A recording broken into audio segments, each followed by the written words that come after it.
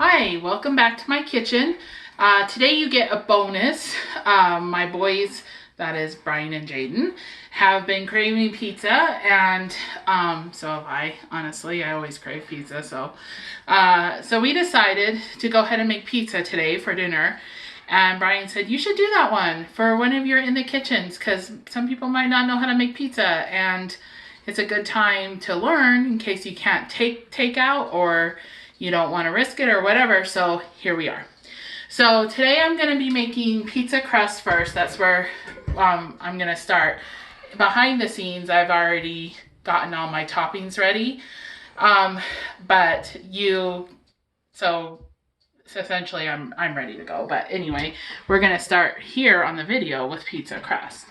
Okay, so this pizza crust dough recipe I really like. I found it on Pinterest. It's not my own recipe. As a matter of fact, it's Alton Brown's, Chef Alton Brown, but I've tweaked it a bit.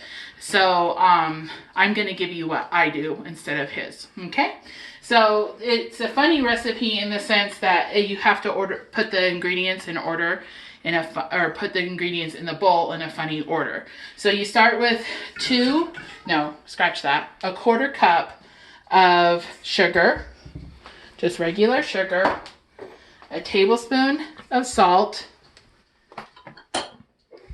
2 tablespoons of, I use extra virgin olive oil, but I'm sure you could use just olive oil or even the light version, which they mix with just a regular oil. This is 2 cups of bread flour. Bread flour has a higher protein level than regular flour. I've used all-purpose on this before though too, and it doesn't change it too much. So, and then a cup and a half of warm water, and then you add to that a tablespoon of yeast,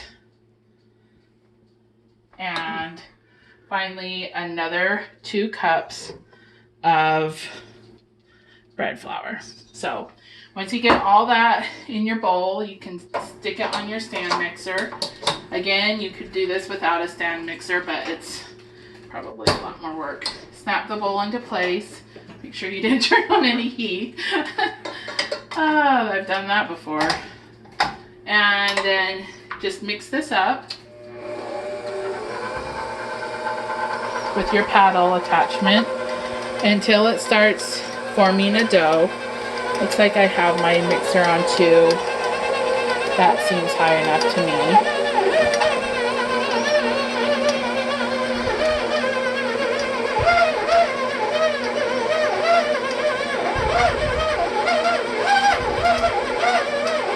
Okay, and you can see it's starting to pull away from the sides, and so it's getting really doughish. So I'm going to go ahead and stop my mixer, drop the bowl, pull off the paddle, and then just get all the dough that's trying to stick to the paddle off the hook here, or off the paddle, till it's mostly clean like that. Okay, and then I put on a greased dough hook, and I just greased mine with a little bit of shortening. And then get this back on too. And get it kneading. So it kneads for 15 minutes. So I'm going to go ahead and wash my hands and then get this kneading for 15 minutes. And I'll be back to show you what it looks like. Okay, so here we are. Actually, 20 minutes has elapsed. I want to show you what the bowl looks like. I did not have to add any more flour, and you can see how clean the bowl is. It just needs, and it doesn't, it's a little sticky, but it doesn't stick to the bowl. So that's what it should look like. And then you check it after 15 minutes, but if it's not doing this, I don't know if you can see how thin that dough is, and it's kind of looks like a window pane, and it's just barely starting to tear, but it's so super thin. That's called window paning, and that means that it's developed enough gluten. Now, I know on my Cuban bread, I told you about that, and it doesn't, it's not as window paney as this. And this is important because a good pizza crust, I think we all would agree, is chewy and thick, and just that texture of the chew and the crust. That's what you're looking for when you look for the window painting. So you want your dough to window pane like mine did, okay? So once that's done, and like I said, I added another 5 minutes, and after the 15, you just check it every 5. Mine only took 20 total, so just one addition. But anyway, go ahead and pull your hook off and the bowl and all of that good stuff, and get any dough off of the hook. It shouldn't be too hard because we greased our hook to start. And just go ahead and grab out your dough. Again, like I said, you can see it's sticky, but it's not so sticky that it's making a mess. That's the right texture. So you're gonna go ahead and put it in a glass bowl, just like that. And to this, you're gonna sprinkle it with about 2 tablespoons of oil. Again, this is extra virgin oil, olive oil, but I did mix it with a little bit of vegetable oil because I like to make pan pizzas when I make pizza at home, like what you get at Pizza Hut. So I'm gonna need that oil for my pan. So anyway, you sprinkle it with the oil and then spin it and turn it over so that the surface is nice and oily. Let me wash my hands real quick because my hands are so greasy. And then what you're gonna do is grab a piece of saran wrap, plastic wrap, and just cover it. And with the saran wrap, again, remember when we made the Cuban bread, we want to leave room for it to pillow, and cover it with a cloth. Now, he says at this point, you can stick it in the fridge for 18 to 24 hours. I'm sure you could. I've never done that because I don't plan that far ahead. But, so what I do is I put it in a warm place to let it rise to double. Now, I want to speed this process up because my family's getting hungry. So here's a little life hack for you. If you have a heating pad at home that you use like when you have sore muscles, I just put that on my counter and put a towel over it, and then I just set this bowl on it on medium or high depending on how good your heating pad is, and it speeds up that dough so quickly. It rises. It's essentially like having a proofing drawer on your oven, which I don't have. I don't have a fancy oven like that. So that's essentially the same thing. So it proofs it faster without turning it sour or fermenting the dough. So I'm gonna go ahead and get mine set up, and I'll mark the time so I know how long to tell you roughly, and we'll meet you back here after it's proofed. Okay, so we're back. There's been roughly, I think it's been about 35 minutes that's transpired in the last time I was with you. So if you want to take a look here at the dough, Brian, it is risen to, okay, it's slightly less than double, but I've got a hungry family, so we're gonna call it good. I wanted to show you, when I said a towel, I meant like a thin towel on the heating pad so that there's still good heat transfer on that. So I wanted to show you that too. So we can go ahead and punch this down. Woo! Oil everywhere. I forgot about that. It's been a while since I've made pizza. And we're gonna squeeze off about 1/3 of the dough. Now, it will not stick to your hands. It will not stick to anything because it is, as you just saw, oily. So what I like to do is I just like to hand stretch it to roughly about the size of the pan I'm using. Now, I want to tell you about this pan. This is just, I think it's a 12-inch Dutch oven pan that I've just put a bunch of oil in, my olive oil, vegetable oil mix. And so I'm just stretching this into a circle roughly, and then we'll lay it down in there and we'll stretch it the rest of the way. I like my crust to be crusty, meaning a little thick, probably thicker than most people. Got a little hole there. I'll just close that baby up. Okay, and then to this we're going to add some of our toppings. Now, some of you who know me really well know that I have a tomato allergy, so we always have to make white sauce pizza when we make it at home.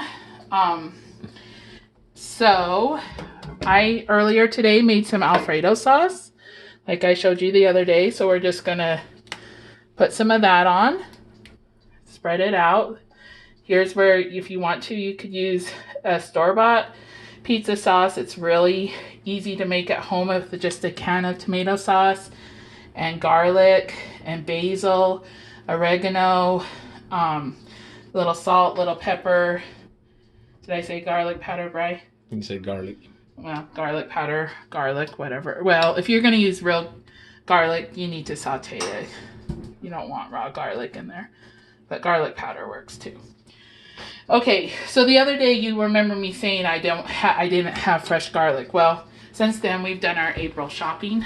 We shop for groceries once a month, so I have fresh garlic again. So this was actually made using the fresh garlic. Then there's probably fights in homes about how the toppings should go on, but after my sauce I put a layer of just plain mozzarella, shredded mozzarella, nice and cheesy. And then we do a little whatever we have on hand. So today be honest, I don't have a lot of fresh vegetables on hand right now because I'm really weird about who's been coughing on them right now. So no fresh vegetables for us, but we do have, that's just sausage that I cooked up earlier. Here's some bacon, just regular breakfast bacon. Godfather's Pizza here in Pocatello was the first person that I knew of to put just regular breakfast bacon on their pizza. It is mind-blowing. I think a lot of places do it now, but this was back in the 90s. Then we do a little olives. Luckily, I have a kid who's not terribly picky when it comes to toppings. And then I have some just diced up, or sliced up, I should say, fresh onion. I think this is a sweet. This is the only fresh vegetable I guess I have in my house right now. A little handy hint for fruits, I've given this a lot of thought. This is just a side note. We buy oranges right now because you can wash their rind completely off, let them dry, and then peel them. And even if someone who's sick has coughed on it, it's fine. And by the way, not just coronavirus, but I was doing this last year. Some of you who know me well know that I suffered with pneumonia. And after that, I was like, I'm going to be a lot more careful because I never want to be that sick again. So pre-coronavirus, I was what you see before you. Then I like to finish it off with just a little bit of cheddar jack shredded, just for a little color and a little different flavor. Okay, so that's our pizza for tonight, or at least one of them. You can see I have other pans here. This should be enough to make 3 pizzas, 2 this size and 1 9x13. What I'm gonna do is I'm probably gonna cook these 2 today because tomorrow's Sunday and this will be a good, easy, quick lunch just to heat up that extra pizza.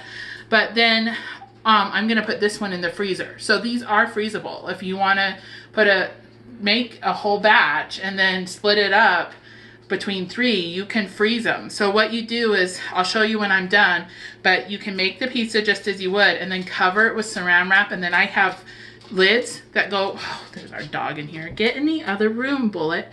I have lids that go on here and you can just snap that baby on and freeze it. So, but we'll talk about that in a minute when I'm done. So now my oven's up to 400. And so I'm gonna just get out of the way. I'm gonna just slide this in here. And we're gonna start with 15 minutes. See, I'm doing all this from memory, which as some of you know is dangerous. We're gonna start with 15 minutes, and then if I add more time, I'll let you know. Okay, so while my pizza is still baking, I got the freezer one completely ready. You can see here, this is what I was talking about. Just put some saran wrap on it to keep it from getting any fever. Oh my good grief. Freezer air on it. Oh, if we were smart, see, we'd know how to edit these and you wouldn't hear me say fever air. We're not smart. So, you totally heard me say fever air.